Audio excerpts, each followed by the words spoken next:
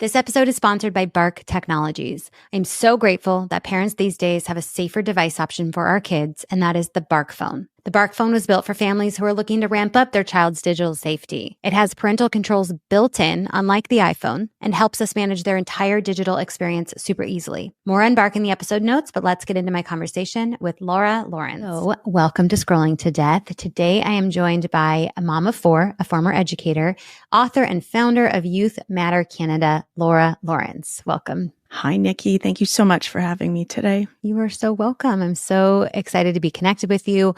We have lots to cover. We've connected before and we have a lot to chat about. Probably our time is not going to be enough, but we can always do a follow-up. I want to back up and start with just talking about youth mental health in general and the status where kind of we're at these days.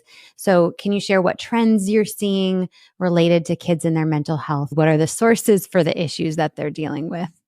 Absolutely. So I'll share with everyone that I started my journey as an educator, spent 15 years in the classroom in many different roles as a teacher, as a coach, as a mentor.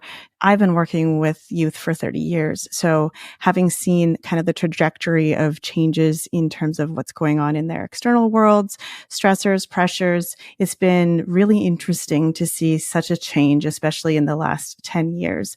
When I pivoted from my teaching career, I then always felt called back to the classroom. So started being hired by schools and colleges and different organizations to go in and talk about mindfulness and mental wellness, really teaching kids the power of emotional intelligence, the power of being able to self-regulate, to talk about their emotions, giving them skills, tools, strategies. And that led me to starting to write books and the founder of Youth Matter Canada. And so some of the things, I was just actually doing a post yesterday because we had an unfortunate incident happen in a school here locally where a 14-year-old girl attacked a 15-year-old girl and tried to start her on fire. In fact, she did. Oh my, it was Laura. Very disturbing, very shocking. It's a smaller city in Saskatchewan, Canada. And so my husband and I are like, why is this happening? What is happening? Induced by social media? Was someone trying to capture it? That we don't know the details. The news, doesn't release all of those details. But what I can tell you is through the work we do with Youth Matter Canada, we're always engaged with schools, parents, youth, and have a good pulse on what's going on. And so when I look back at, let's say 15 to 20 schools that we've talked to over the last 6 months, the top 5 things they say that kids are dealing with, number 1 is anxiety. 2 is depression. 3 is self-harm, suicidal ideation. 4 is bullying and violence. And 5 is substance abuse. So that here are the top 5 things. Now, we know the stats and the experts are saying, that social media and digital spaces and online presence and pressure, all those trap doors kids can fall into, and the temptations of being online and in these app platforms just exasperate all 5 of those challenges. Yeah. For sure. And man, I just keep getting surprised over and over at the things that teenagers these days will do. And, their cries for help, right? Yeah. Like I don't want to blame them because they've been set up to fail in a lot of ways and they don't understand the ramifications of their actions. They've been inundated with anonymous platforms where they can get away with anything and violence and all these crazy things at early ages. And when you mention, I want to note on the suicide and self-harm piece, I think parents don't truly understand that a new stat shows 9% of teenagers have attempted suicide in the past year. Yeah. And that is so scary. I think that's one of the first stats that I was looking at when I was creating this podcast and even naming it, because I was really seeing that link between the amount of time kids are scrolling and the things they're getting access to, and the self-harm stats and the suicide stats are just It's horrifying. Really shocking. Horrifying. It's horrifying. And we have, with Youth Matter Canada, we're going on hosting our 4th annual Youth Matter Symposium. So it's basically a conference where we bring about 300 kids together from 15 different communities, and we talk about mental health. We bring in speakers, but we poll the kids and we ask them, what are the pressures? What are they facing? And every year I'm alarmed to see the stats go higher and higher about how many kids are, self-harming and have suicidal ideation. And it is just, as somebody who is in this mental health space for kids, as a parent of 4, as someone whose own child experienced multiple online harms, despite my education, my awareness, my strict boundaries, it is like what you said. It's like they're set up to fail. And when I speak to youth, I've spoken to over 10,000 youth in the last number of years, both as an author, as a mental health speaker, but also with Youth Matter Canada. I always say to them, I start and I lead with, it's never been harder to be a kid than it is these days. And immediately I get their attention, Nikki, because they're like, this woman sees us. She hears us. She knows. Yeah. I wonder what you're hearing specifically from them, because I started interviewing teenagers for the first time. And what I'm learning is that they don't really like social media. They're only on it because all of their friends are, and they feel like they're missing out if they're not on it. What are you hearing from them that has kind of surprised you or resonated with you? Well, what's really interesting is we just finished doing an anonymous online survey of youth ages 12 to 18 and just gather some data about their tech use and things they're seeing and hearing and experiencing. And there was a few things that shocked me. If I can share, because I think that it's a good sample and representation of not just the kids up here in rural Canada, but what we're seeing everywhere, right? Yes. So 75% of the kids shared that they spend 4 or more hours a day on social media or on their phones. And we know that 3 or more hours doubles their risk of anxiety and depression. Exactly. Right? Yes. I was shocked to hear that 90% of kids keep their phone in their rooms at night. No, Laura. And so many of these kids were grades 4 to 6. And when I speak in schools and I ask that question, the answers of the kids are very parallel to the survey we did. So about 90% of kids, no matter their age, are keeping their phones in their rooms at night. And 68% of kids said their parents never check their phones. Okay. Why is it so bad for kids to have their phones in their rooms at night, in your opinion? So we know that isolation and nighttime, is a breeding ground for predators. My son, who experienced his own online harm, said, that is when the DMs come from these predators. They'll groom you during the day. They'll try to have this conversation with you. And then at night is when they come hit with the harder stuff.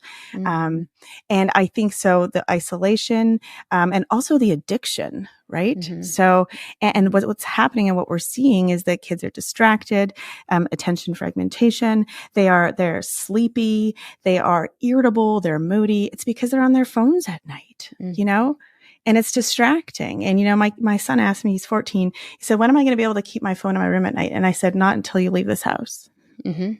It's just not going to happen. Simple step. You get them an alarm clock and you got everything handled, and they can read books at night, draw, whatever they need to do. They don't need it. And, if you're a parent like me who has parental controls and I have, his phone turns off at the same time every night, he still doesn't keep it in his room because they're so smart. They're smarter than us. They have workarounds. You never know. Yes, they do. They do.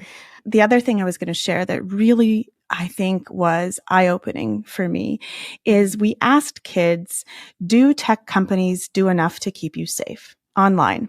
75% of the kids said no. Okay. Is there any follow-up information or comments on that?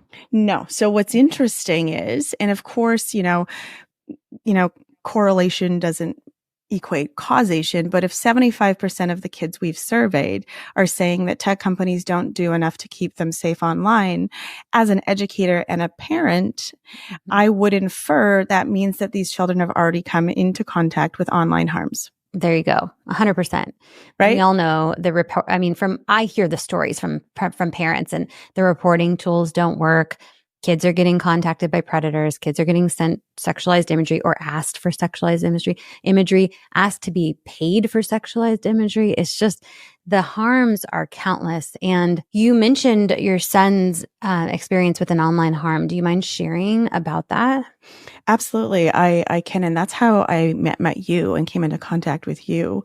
And first, I want to share that I have his permission to share this publicly. He knows that this is going on an international platform. It was an extremely difficult time for him, for us, for all of us. But think the reason why it's important that I share this story is because every parent who has a child who has a phone has the potential, very great potential for their child to experience the same harms. So I'll take you back. I was, there was one evening where I was out late and I came home and his phone was in my room and his phone rang at 1 a.m.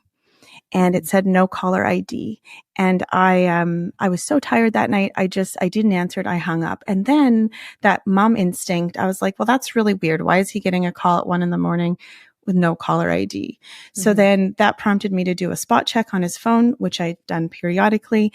And I went immediately into some of the DMs in the app platforms. And TikTok was where I actually found some DMs from a predator who had started to groom him, had gotten to the point where my son had given him his personal phone number. So then there was DMs, there was text messaging happening on the phone.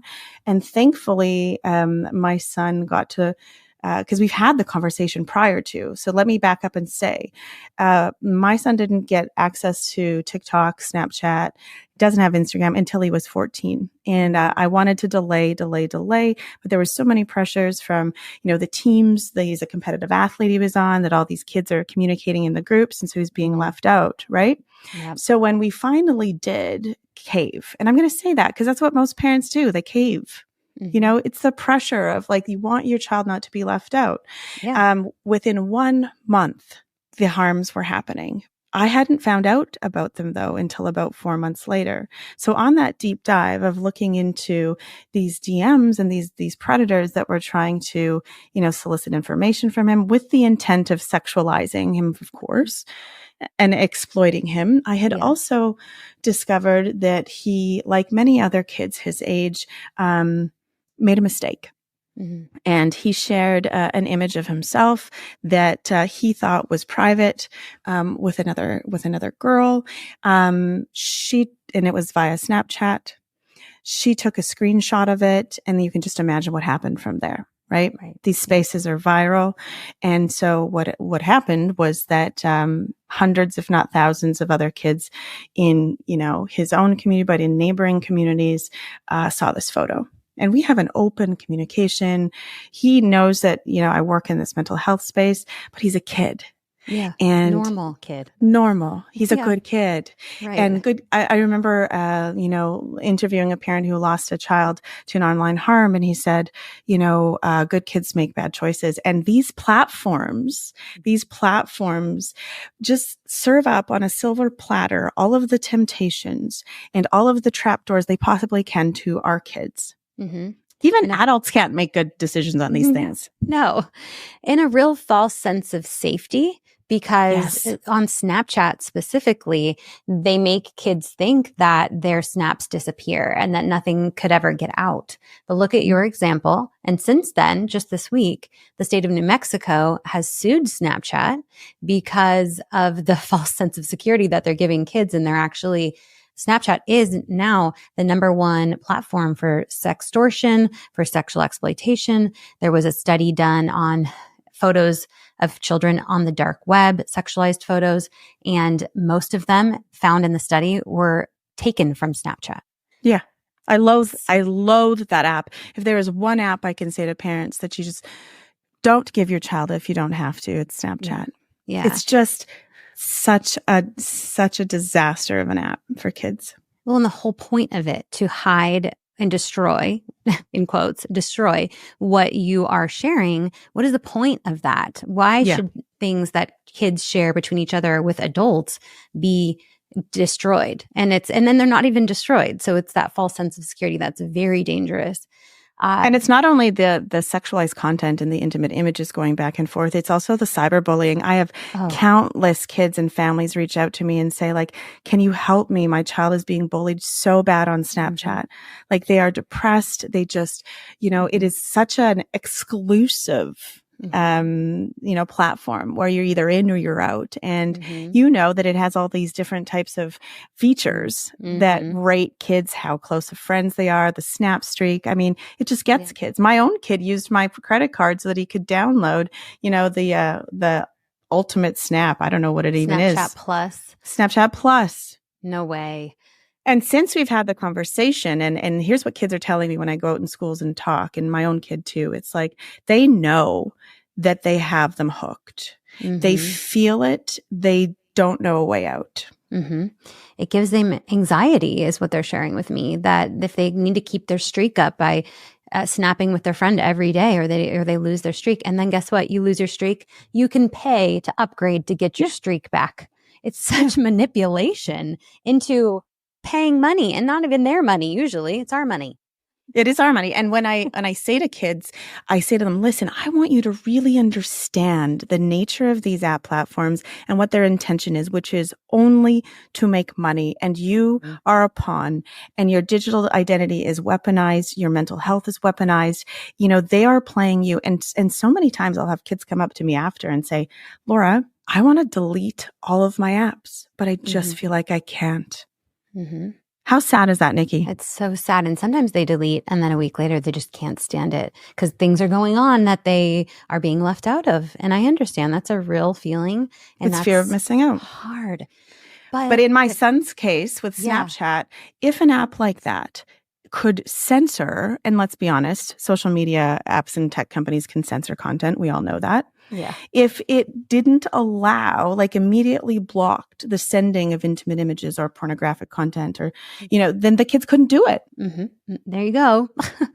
It is a choice to allow the nude imagery to be sent, because the technology, the AI technology, exists to identify not only nude imagery, but that it's a minor. There's technology, AI now, to identify if it's a minor in the photo. So on Instagram, for example, the photo will be flagged within their messenger on Instagram, and it'll be blurred, and it'll say this photo may be child sexual abuse material, and then you can see it anyway. And they may have removed this now that Senator Ted Cruz called them out on it publicly, but it used to say see anyway. And so you're telling me you're identifying that it's a nude imagery and it's probably a minor, and you're going to let people look at it? Like, where's the liability in that? Yeah. And I want parents to know, because I'll tell you, I will never forget the day where I sat, face to face with my son, and his head was buried in his hands and he was crying because the impact on his mental health, his reputation, you can't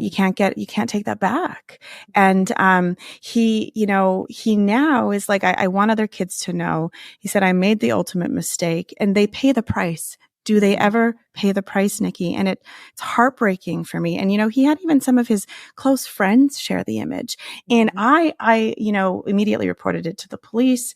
And up here in Canada, it's called Section 162 in the Criminal Code, which, if a person shares an intimate image of another person without that person's consent, it's punishable by law. They can be charged. They could even serve jail time. And I wanted these kids and even these parents to know that if you hand your kid a phone, they are socially responsible and accountable for their behaviors, good, bad, or otherwise. And you also are accountable as the parent who allowed it and who's paying for the phone. So we got to think about these things. Mm-hmm.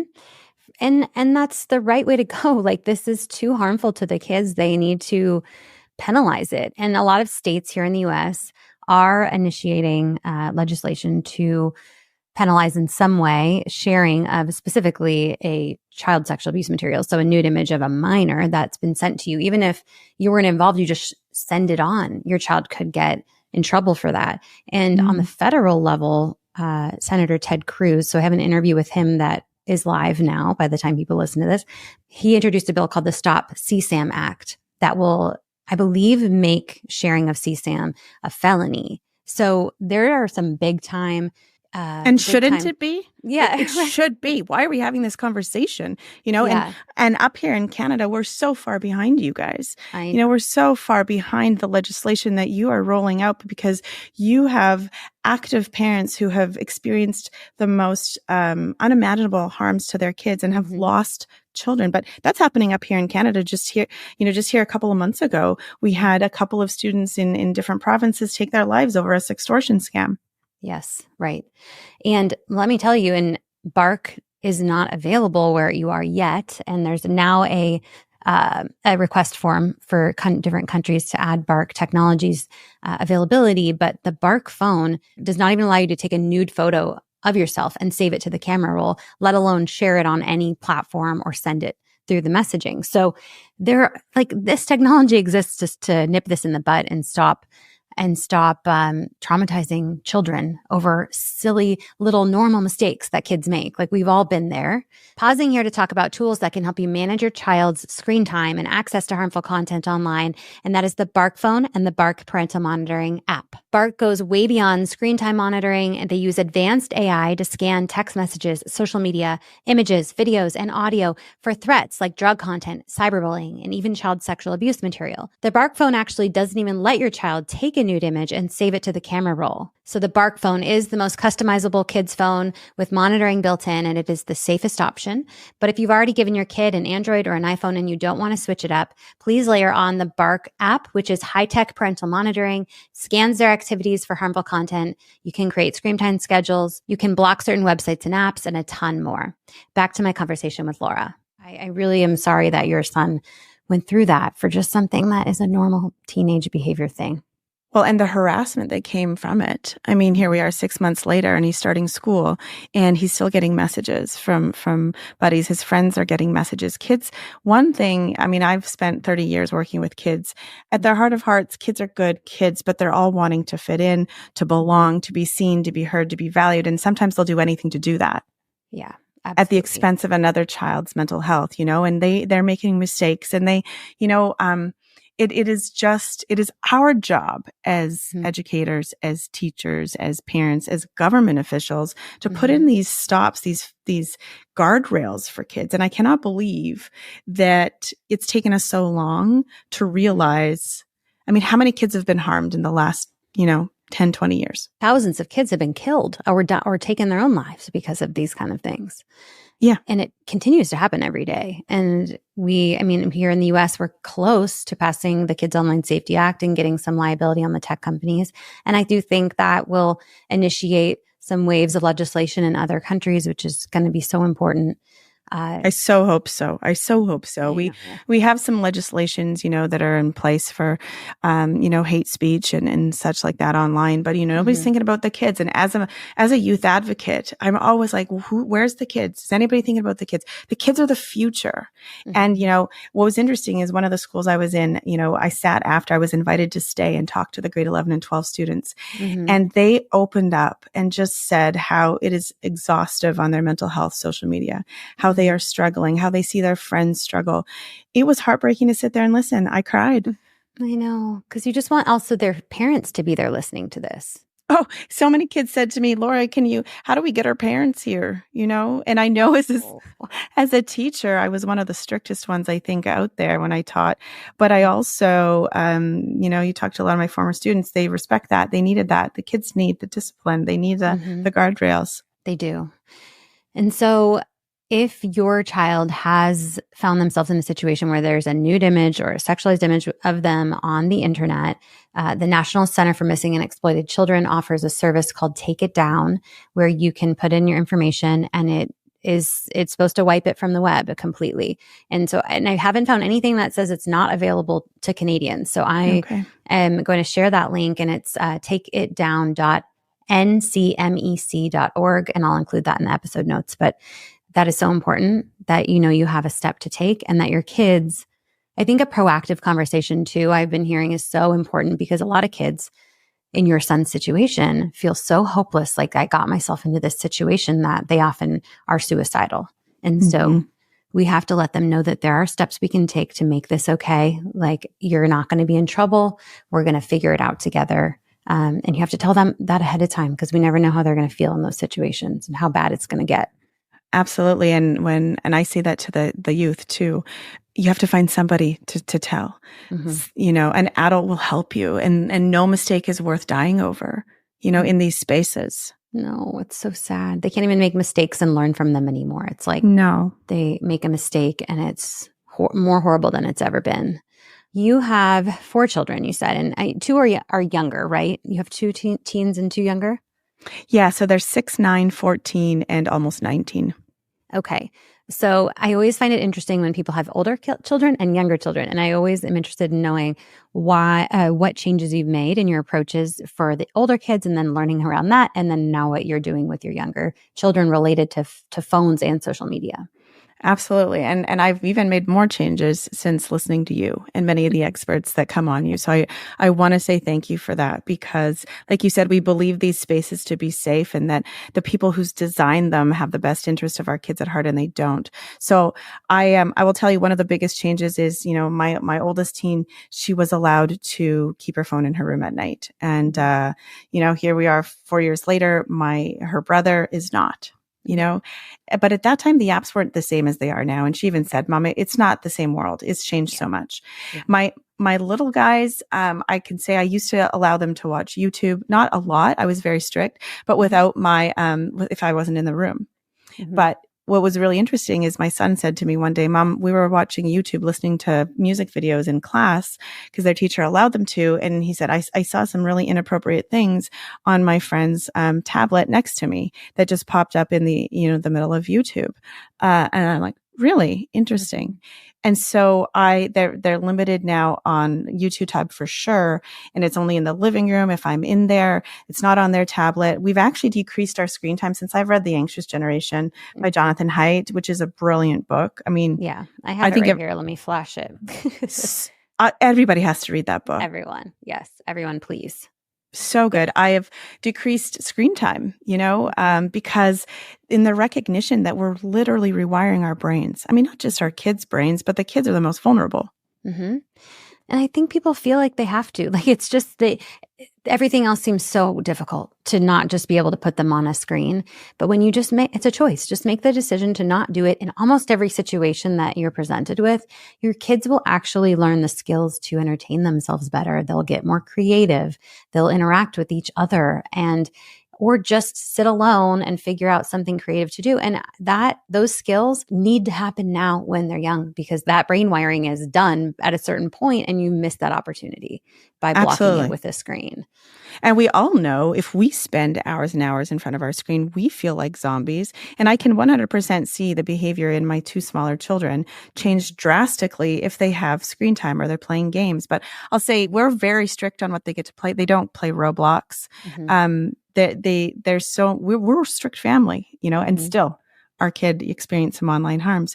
But when they're over at other friends' house, when they're in their rink, sitting beside other kids who have access to their parents' phones. So I think mm-hmm. it's important too to have those conversations with your kids prior to saying, you might see these things. If you see something that makes you feel uncomfortable or that's not right, come talk to me about it. Mm-hmm. And I don't think you're that strict. Like you're strict and that's good. But believe me, there's families that are more strict. So if your kids are saying, Mom, you guys are too strict. It's like, no, we actually, no. You should be lucky. And I say that, there's, and I always say when families reach out to me, say, what's the right way, Laura? And I said, I will never tell a family what's the right way for them. No. I will always suggest delay social media. And that more, one-on-one time and family time and outside time is always better, trumps any mm-hmm. screen time. But I will never judge somebody else for what the choice they make, only share my lived experience, right? Yes, exactly. So the default for me is, let me tell you what I do. And then if, you can take something from that if you like it or not. But you really we all have such different situations and scenarios and different ages of kids and different temperaments that you can't possibly have this is the exact way you need to approach screens in your home. And we also have to balance out school issued device use. Okay, let's get into some advice for parents. And again, there's no perfect way to do any of this, but what are some takeaways that you've learned around? Let's talk about when to give a device, what kind of device you like. Yeah, I would say, again, like most of your guests who have lived experiences similar to what my child went through, is mm-hmm. if you can delay it for as long as you possibly can, giving them a smartphone, that is ideally the best scenario because it's like putting a kid in a candy shop and saying you can only spend half an hour here, and my kids would go to town. They would eat as much candy as they possibly could. Totally. Right. So we can put parameters. I can put time limits. I can monitor their phone, but I'm not going to catch everything. If they just didn't have one, That would be wonderful. So I like to see that some of these companies are coming out with these light phones and these phones like the Bark phone. We don't have that in Canada yet, where it goes back to the dummy phones, really, like the flip phones. Yeah. Yeah. It's a tool that they can use to communicate with people, but it's not a toy. And there are so many good things, I think, about those phones. They need a map to help them get around, like the weather app. Like there's fun thing, there's productive things that they can use. And that's what I like about the Bark phone specifically, and probably all these others, is you can add on additional apps over time that you feel that they need access to as they grow, even social media one day. But that day may never come for my kids. Where are you at with regards to, do the benefits of social media outweigh the risks at this point? Should we even let them access it? They do not benefit at all. I think until these tech companies, and I see so many things online where people are like keyboard warriors. Well, if they would just parent, listen, I'm a damn good parent. And I am very knowledgeable and I am very smart, but these spaces are set up to have these kids, like I said, fall into trapdoors. And so I think that what's really important, the more parents speak up, listen, as a teacher, I always said, there is no stronger voice than the voice of a parent. But it needs to be in numbers. And so what I'm saying to some of my, friends and people who are saying, gosh, Laura, what can I do? Talk about it to other parents and say, listen, this is what we experienced. And I'm not telling you as a parent, but these places are vile for our kids to be in. Yeah. Yes. Like, vile. And people I have opened so many eyes because of you, been able to educate up here my community. And now parents are sending me videos from other people who are saying, how bad Roblox is, how bad Fortnite is, how these gaming platforms, which is a whole nother ball of wax we could talk about. But I think that number one, it's like, yes, if we could keep the kids out of the spaces, that ideally would be a perfect world. Number two, we need to talk to our kids about, as young as we can, about if they have access to a digital device, this is what could happen. Because, the research shows that if a kid has a smartphone, they will experience an online harm. Yeah. If you think your kid is old enough to have access to a device that they could get on social media, you need to tell them about predators and about cyberbullying and about nude imagery and about deadly challenges and about eating disorders. Literally, they're going to learn about all of those things from social media, and you don't want that. You want to be the one to introduce those things to them. Well, like I said, would we send our children out to a playground unsupervised where there was drug dealers, pedophiles, pornography, everything they could get into without us being there? We wouldn't do it. No, we wouldn't. I don't even know if I'd send my daughter to the playground by herself. As it is now, I'm trying to work on that. Right? With my confidence down the street. But a couple other questions. So what platforms for you are off limits? Like if the parent is like, I just want them to try one to like let them get used to it before they're an adult, which ones should they definitely not be giving them, in your opinion? Oh gosh, all of them. But I would say that's such a hard question. I would say that I ask kids this, actually. I ask them. Good. Okay. And it's a toss up between three, depending if they're boys or girls or what they've experienced, but they will say Snapchat. And that would be one I would say 100%. It's not necessary. They don't need it. TikTok is the next one.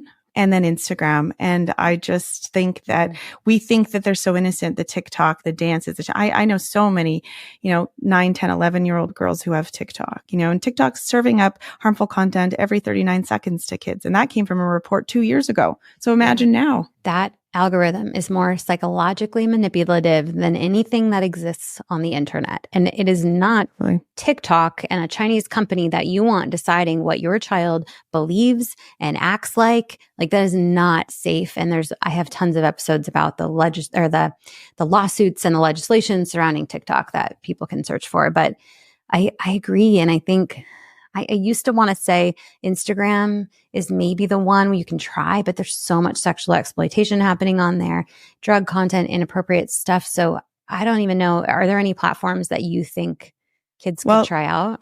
Here's what I said to one parent who said, Laura, like she's just being pressured so much because all of her friends have these. I said, well, why don't you let her use an account that's on your phone? And you can sit with her, beside her, every time she uses it to engage. Take 20 minutes out of your day. You scroll with her.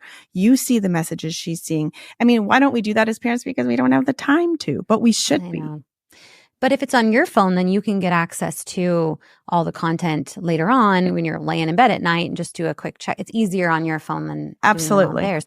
I love that. So I would say, I don't love giving them access, but I love that if you're going to on your own phone, and I always hear one platform at a time. Don't let them get on 3. Yeah. So my son, he has time limits. He gets 30 minutes on TikTok a day, and that's enough. The other day, he's like, "Can I get more?" No, find something else to do. Right. You can watch the same, truck and farm videos tomorrow. Like, you don't need to. Well, because what's the benefit? Number one, of the time spent doing that? And also, what is it displacing you from doing all the other more positive activities and people to be interacting with? Yeah. And I think a lot of adults, we need to be having this conversation with ourselves. Like, what's the cost benefit? Like, what are we giving up to get? Get what? Like, you don't feel good after you scroll for even 30 minutes or 20 minutes. So you feel like you didn't accomplish anything. You're zombied out. You feel a little depressed and you're not sure why. Like that's why, I mean, personally, I deleted all my social media in 2020 for about 3.5 years. I had nothing until I started the podcast, and I was like, okay, I gotta do this now. But I felt so much better. And actually my relationships with actual human beings that I know in person, they improved because I spent more time communicating with them one-on-one, and that's more valuable to them. Me sharing a video of my kid directly with my friend via text message is so much more meaningful than me posting it on a social media platform to hundreds of people. Absolutely. And I had a student stand up in one of my last presentations. She was so brave and I was so proud of her. She said, "You know what? I took off all of my apps from my phone." And she said, "My mental health never felt better. I'm sleeping better." And, I thought for her to stand up in front of all these other kids to say that, it's like being a leader, right? It takes one to start the movement. And my goal, Nikki, is like my youngest is 6. I hope by the time he's 10, we have legislation in this country that prevents any tech company from literally continuing the criminal activity that they are daily engaging in. Yes. Yeah. I am hopeful. I'm hopeful. And I think it's taken just a few dozen brave parents really speaking out on a national, international level and telling the most horrible stories really about their kids in the worst day of their lives, but sharing it with people so that we can protect our children. But also legislators are like, "Oh my God, I didn't realize it was this bad." You think it's just, it makes them a little anxious or they'll probably be fine. But no, it is so much worse than that. And it also it could happen to your kid. These kids that have been harmed or killed, they were just like our kids. That's the biggest thing I've learned through my conversations with these parent survivors is that I see them and I'm like, "Oh my God, that could be my son in a few years." And so the situation is urgent. And it's urgent. It's dire. It's dire. I wonder if you have any other last advice for parents or anything we didn't cover that you wanted to share. Well, I would say if you're a parent like me whose children, my teen has social media, he has limited time, but he still has access. It's just things like, making sure that their notifications are set to off, making sure they don't keep their phone in their room at night. That is the number one thing I think every parent can do immediately. It's not taking their phone away. It's not limiting access. They're sleeping, or they should be. Take it out of their rooms. Take it out of their rooms. And I would say that if your child experienced an online harm like mine, speak up about it, because thankfully my son, his mental health was in a state where he didn't become a victim of something like suicide, but it could have happened. Can you just about imagine having hundreds, thousands of kids seeing an image like that? And how do you wake up every day as a 14-year-old and be like, well, carry on? It's so dire to have these conversations with our kids and not to turn a blind eye. It's the elephant in the room, and it's time to address it. Thank you so much for this important conversation. Listeners, please connect with Laura at Youth Matter Canada on her website. I'll include those links in the episode notes, and we will be back with another conversation on Laura's podcast. So thank you so much. Thank you so much, Nikki. It's a pleasure. You're welcome.